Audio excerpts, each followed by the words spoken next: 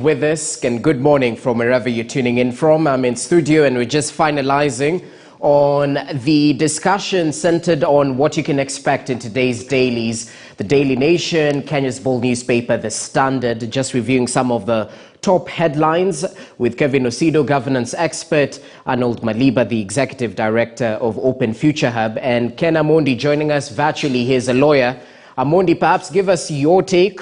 And as we finalize on this particular talking point, what stands out to you in some of the proposed changes when you talk of the political parties bill? What stands out for you? Thank you, Jesse. In respect to the political parties amendment bill, let me start from where one of our panelists said that indeed, if you look at what has happened within coalitions, and the best example is the NASA coalition of 2017 and the circumstances under which the same led to the flop, the mistrust that was occasioned, particularly in respect of the sharing out of the political parties' funds, then we do realize that we have a serious problem in respect of management of coalitions. And if you look at it in the context that, in this country, our politics, in as much as we tried to change it, is so much regional, so that the best way to develop our democracy is to have the strengthening of coalitions anchored in the form of the law. And I want to believe that this is the problem, or for that matter, the mischief that the amendments to the Political Parties Act seeks to achieve.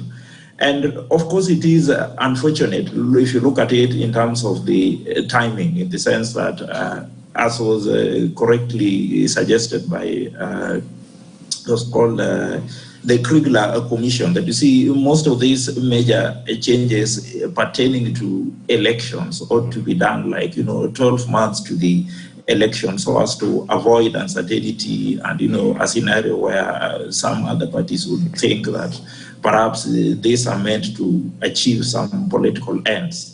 And you see, that is a scenario that arises right now, in the sense that, in as much as, like I've said, the bill as it stands is well intended, I can say, insofar as the strengthening of our democracy is concerned, insofar as, inculcating the aspects of hygiene in our political game to avoid what would seem as, the culture of mistrust that seems to be enveloping. So that I would say that as it stands now, this is a bill that ought to have been passed as early as yesterday.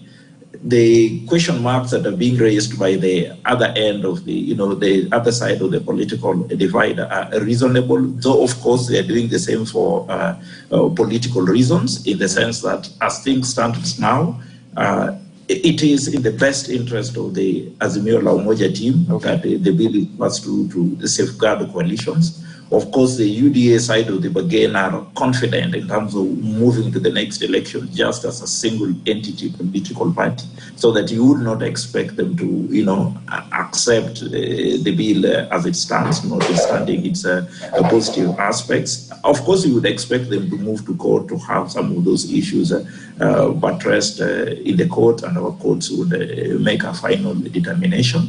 But in summation, what I would say is that this is a bill that we ought to pass as early as yesterday, so that we have a sense in which we can then have strong and lasting coalitions, and to avoid this scenario where you have this, you have coalitions that are formed as we approach elections, which are thereafter, broken thereafter, because there is no law that, safeguards or creates some binding etiquettes to the relevant parties to the same coalition agreements. Okay, well noted. Thanks for your input right there. And perhaps, gentlemen, final remarks as we finalize. Osido, I know matters county governments are close to your heart. I'm seeing here a report, senators reject 370 billion given to counties, demand for more amid row with Treasury, and it's all to do with the money allocated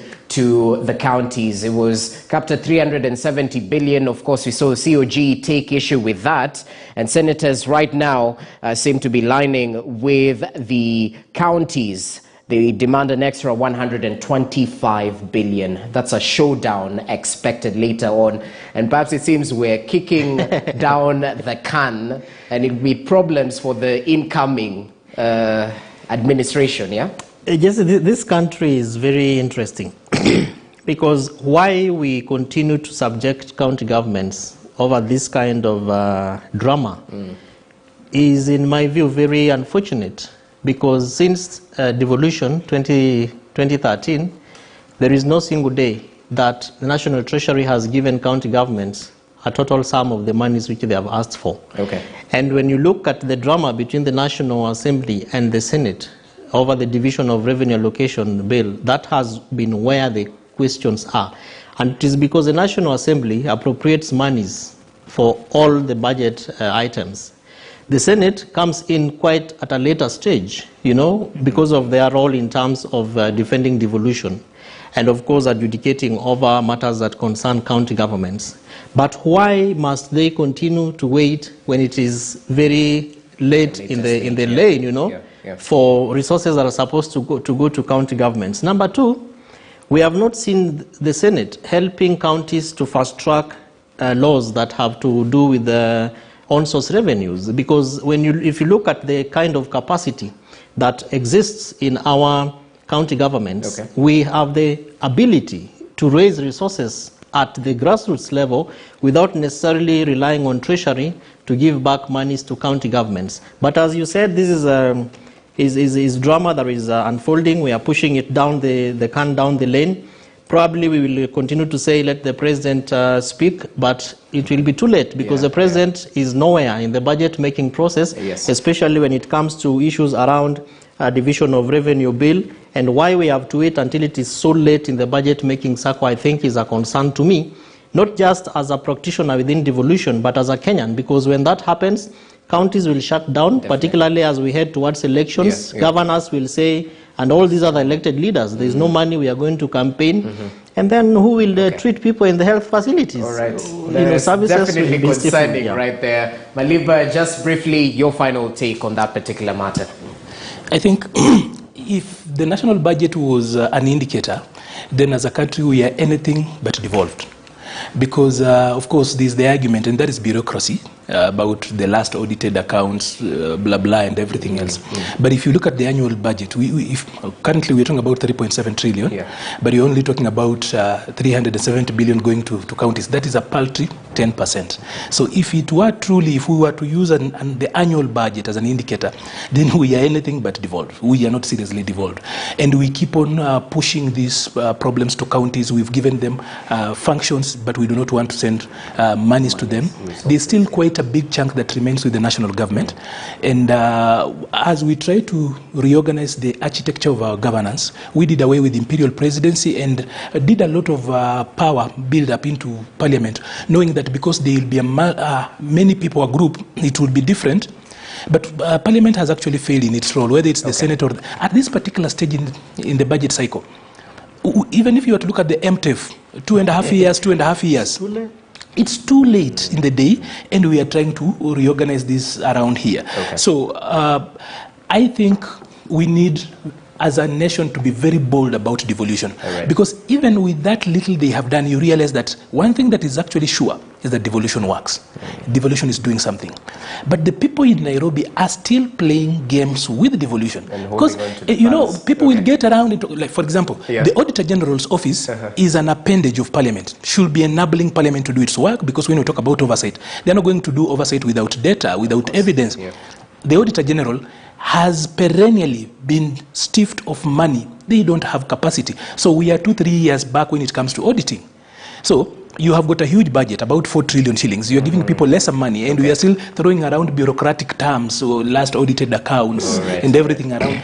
I think we need to move away from this, and this goes back to the people of Kenya. You voted for the Constitution in 2010.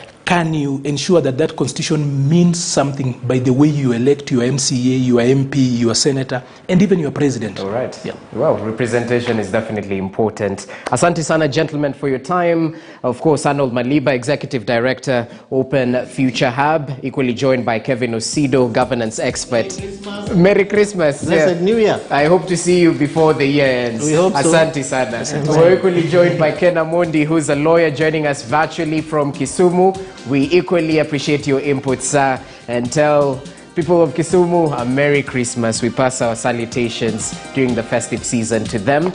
Even as we shift focus right now, enough with what you can expect in today's dailies. We just want to talk about spending over this particular period. And I know that can be a challenge. Time and time again, we're told January is just around the corner. And for those of us who are employed, you're told your salary should last you till the end of December. And that is usually tough, considering times the money is deposited in your account even before the month ends. That's December, and that money should last you till the end of January. So we're trying to take a look at some of the costs that come up